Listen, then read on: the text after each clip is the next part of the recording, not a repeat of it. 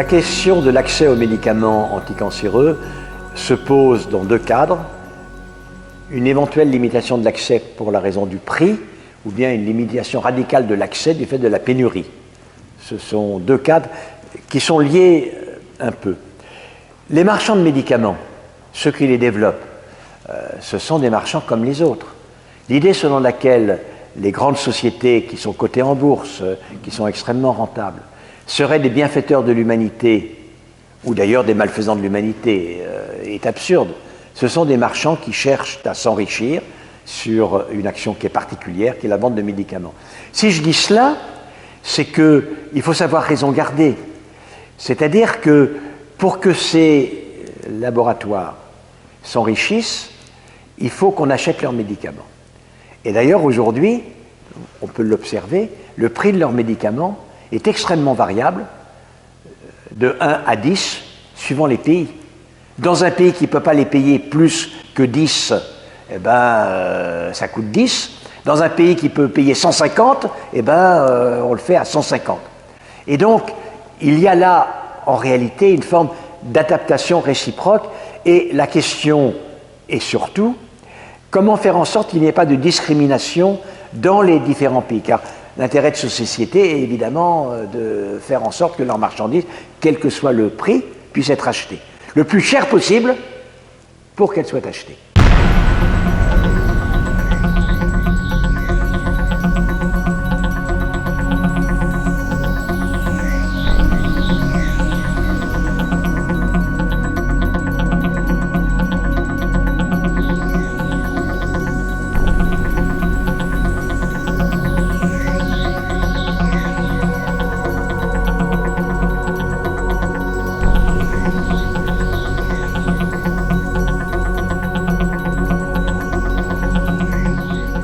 Le médicament est d'abord une marchandise extrêmement profitable. Les médicaments doivent correspondre aujourd'hui à un marché de 700, bientôt 1 milliard, 2 milliards de dollars. Donc absolument considérable. L'un des marchés les plus profitables de tous les marchés du monde. Mais les médicaments s'intègrent également à un droit de l'homme, reconnu comme tel par les grandes instances internationales, qui est le droit d'accéder au meilleur état de santé possible, sans préjudice de sa race, de son sexe, de son état socio-économique, etc., etc. Or ça, c'est aux États de faire respecter ce droit de l'homme. Donc, les États, avec les moyens qu'ils ont effectivement, dans la négociation, par différents dispositifs, ou alors ils sont richissimes. Et effectivement, ils payent pour que tout le monde puisse y accéder. Mais même s'ils sont richissimes, ils ne le sont pas de manière infinie. Donc ils négocient avec les vendeurs de médicaments, avec un compromis.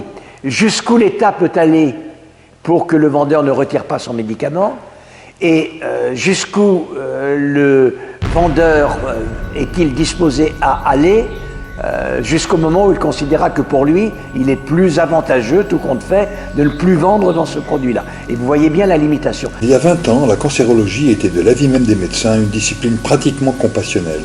Les cancérologues disposaient d'une 50aine de chimiothérapies peu sélectives. Avec l'arrivée des thérapies ciblées à partir de l'an 2000 et des immunothérapies vers 2010, tout a changé et aujourd'hui, la cancérologie est devenue la discipline médicale la plus innovante. Plus de 300 molécules sont actuellement disponibles et 1 millier de nouveaux traitements sont en cours d'essais cliniques dans le monde. La médecine de précision devient une réalité et dans la moitié des cas, un cancer convenablement pris en charge n'est plus mortel. Un document réalisé par la fondation américaine West Health, illustrant l'évolution du prix des anticancéreux, est particulièrement révélateur. Entre 1960 et 1980, le prix médian d'un traitement était d'environ 100 $ par mois. Au début des années 90, on atteint les 1000 $ par mois. En 2010, on franchit le seuil de 10 000 $ par mois avec les immunothérapies et l'arrivée des combinaisons thérapeutiques. Aujourd'hui, plusieurs médicaments dépassent la centaine de milliers de dollars par an et quelques thérapies cellulaires ou géniques sont entrées dans la catégorie des plus de 1 million de dollars. En gros, on peut donc dire que le prix des nouveaux traitements dont l'efficacité est réelle a bien été multiplié par un facteur 10 tous les 10 ans. Parallèlement, l'industrie pharmaceutique est devenue un secteur très profitable. Pour une entreprise comme Roche, le retour sur investissement a toujours été supérieur à 40% au cours des dernières années. Les entreprises consacrent des montants très élevés au rachat de portefeuilles de médicaments en prenant le contrôle de concurrents. Selon une enquête récente du cabinet EY, en 2019, le total de ces acquisitions a atteint le niveau historique de 357 milliards de dollars.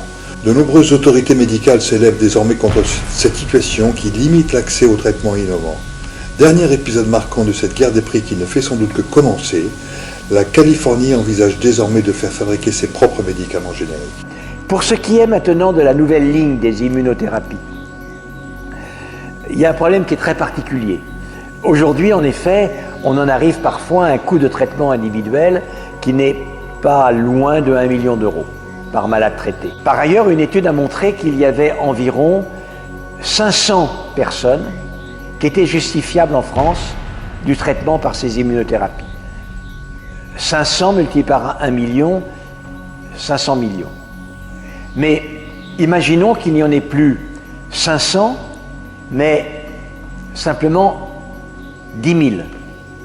Rien que pour ce type de traitement, 10 milliards. Est-ce qu'il serait possible d'imaginer que nos finances publiques seraient capables de faire face? On ne va pas rester avec ces méthodes héroïques. Aujourd'hui, la raison pour laquelle c'est très très cher, d'abord, c'est qu'il y a un abus de position dominante de la part de ceux qui ont les autorisations. Mais c'est aussi que c'est très compliqué, car c'est pour le coup une médecine personnalisée. Car on prend, dans le traitement par les CAR T-cells, on prend les propres lymphocytes du malade, on les amplifie, ensuite on fait du génie génétique pour les modifier génétiquement, ça devient des OGM, ça devient des lymphocytes du malade génétiquement modifiés, et au bout d'un mois de préparation, on lui réinfuse, on lui réinjecte ces lymphocytes qui ont été armés, cette fois-ci, pour détecter l'antigène que les cellules tumorales malignes avaient masqué. On va trouver une méthode plus simple. On va trouver une méthode avec des cellules qui sont acceptées, qui sont prêtes à l'emploi. Et à ce moment-là, le traitement ne sera plus de 350 000 € par traitement produit et par malade. Il y a incontestablement une inquiétude extrêmement importante.